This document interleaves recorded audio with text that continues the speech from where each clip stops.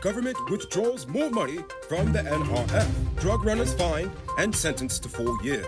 Government supports construction of oil refinery and paying for free Wi-Fi.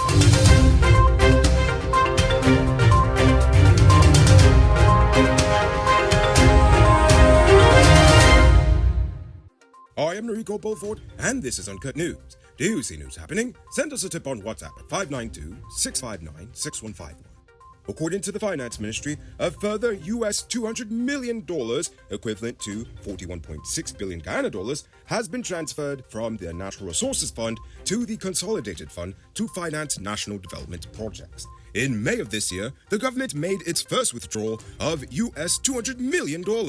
This brings the accumulated withdrawals to date from the NRF to US $400 million, or 83.3 billion Guyana dollars. However, they have yet to announce which specific national development priorities the money will actually go to. Yesterday, 23-year-old Mateus Vincius Pontes Alberto and 43-year-old Rodrigues Ganon Danges Esteban were sentenced to 4 years and 6 months in prison and fined $435.3 million each after they pleaded guilty to all the charges related to their failed drug run earlier this week. They also pleaded guilty to operating an aircraft without airworthiness, interference with an aircraft, operating an aircraft without insurance, and false or misleading markings on an aircraft. Starbrook News says that Police Superintendent Alistair Roberts will most likely face disciplinary charges after he ordered 2 junior officers to trail the opposition leader after Norton visited the family of Quindon Bacchus last month. The police were advised to charge Roberts for acting in a manner likely to bring discredit to the force. The Police Office of Professional Responsibility is recommending 3 officers and a civilian be charged in connection with the burning of 17-year-old Jaheim Peters while in lawful custody. Police Constable Nazir is to be charged with failing to perform his duties with diligence. Corporal Thomas is to be charged with neglect of duty, while Corporal Bissessar is to be charged with omitting to make a necessary entry. Meanwhile, Karan Williams, the injured teen's friend, is to be charged for bringing a lighter into the jail cell. No one will be charged for maliciously burning the teen, as the OPR is apparently going with the story that he fell asleep while smoking a cigarette. Now it's time to tell you about Best Buy's Car of the Week. Currently on sale is the 2016 Suzuki Jimmy Sierra 4-wheel drive. It comes with regular and low-range 4-wheel drive, mag rims, new tires, TV, CD, fog lamps, bar camera, and much, much more. Buy cash for $3.4 million. All pay as low as $700,000 down with around $67,000 monthly for 5 years, and it is yours. Call or WhatsApp 662-0844 for more info, or visit the showrooms at Lot 171 Peterborough Street, Queenstown, or Lot 2 Lamar Street, and tell them Noriko sent you for this sweet deal. Today, 26-year-old ex-soldier James Rodwell Cadogan was charged with stabbing his girlfriend and active service member, 24-year-old Zanita April. He was charged with attempted murder for the July 5th attack at Paradise, East Coast Demerara that also left the woman's mother injured. Cadogan was remanded to prison until September 19th. Yesterday, skeletal remains suspected to be those of 42-year-old businessman Francois Stoll were found at the Kuru Kururu Bakdam on the Soesdijk-Linden Highway. Stoll disappeared in November 2020. Despite there being no body, the police treated his disappearance as a murder investigation, as his home was ransacked and bloodstains were present. In fact, his former tenant, 30-year-old Leon Waddle, had admitted to killing the man, but refused to tell where he hid the body. A skull with a large chop wound was found among the remains that were found yesterday.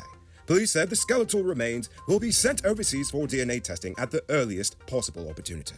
Yesterday, several shop workers at the Albion estate protested outside of the estate's office, calling for Guy Suko to treat workers with respect. For some time now, workers have been expressing deep concerns with the attitude of certain managers towards the workers. Despite such concerns being drawn to attention, some managers continue to advance an abrasive attitude. Like this, for example. They expect gratefulness from you. And this is what President Panali got to face from y'all. You know, they used to call Moses Nagamutu Nimakara. I never said that. I said they used to call Moses Nagamutu Nimakara. Because when the PPP made him, that's when he stopped the fucking PPP. Same thing with Ramshit and everything for your education. The PPP gave it to him. And we do. Stop the PPP when the PPP needed it. Yeah, but today, we call one strike. Strike when you got fresh cane there. That is not fresh cane, boss. I pay mud. Alright. Pay mud in there. After president has paid mud. That was allegedly a recording of Guy Suko CEO Sasnarayan Singh speaking to iFlut estate workers who went on strike yesterday.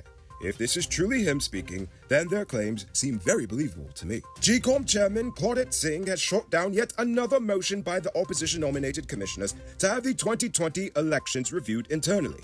Late last month, Commissioner Charles Corbyn tabled a motion seeking the internal review.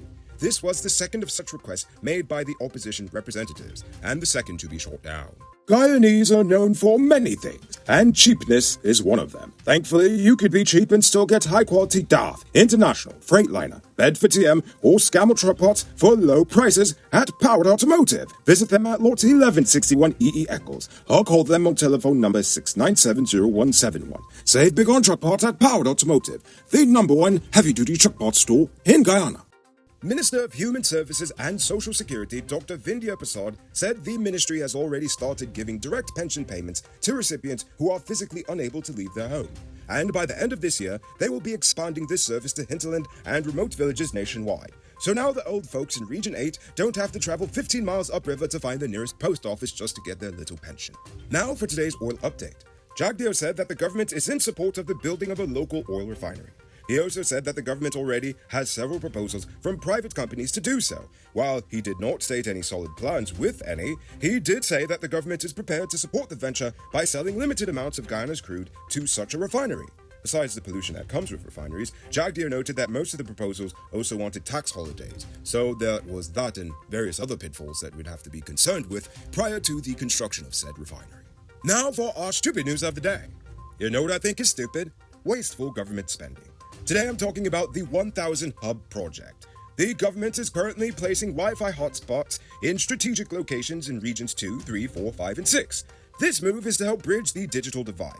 On the surface, this is a great project. In fact, I hope it goes very far. But already I'm seeing problems with its distribution and rollout. Among the recipients of these Wi-Fi hubs so far are private schools, masjids, and other privately owned institutions. Now, I'm all for providing internet access to all. It's so important for everyday life at this point, it should honestly be considered a human right. But my problem is why are we, as taxpayers, paying for private entities to have free Wi-Fi? That is absurd.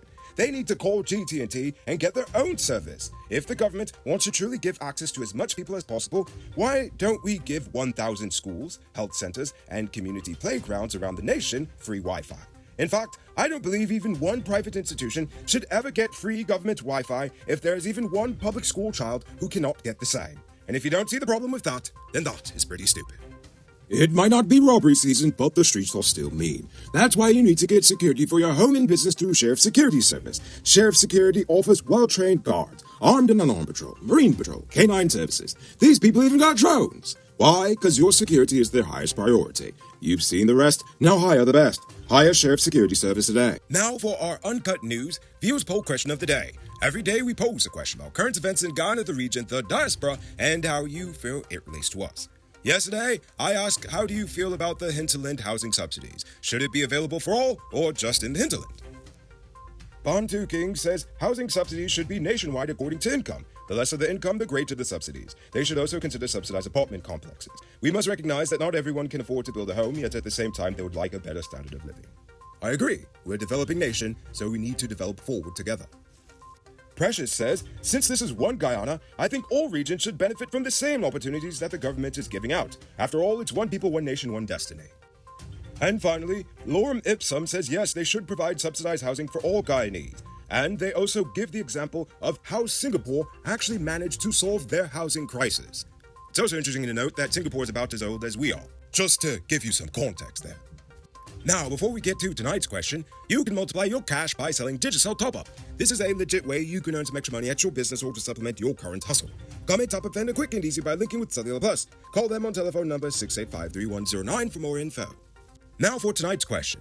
According to the police commissioner, crime, or at least serious crime, is on the decline. Do you agree with this assessment, or do you think he's wrong? I want you to think about that question and tell us in the comments below. If your response is good enough, we just might feature it in our next episode. Anyway, that's all the time we have for tonight, and check us out tomorrow for another. Until then, I'm Rico Bulford saying good night, folks.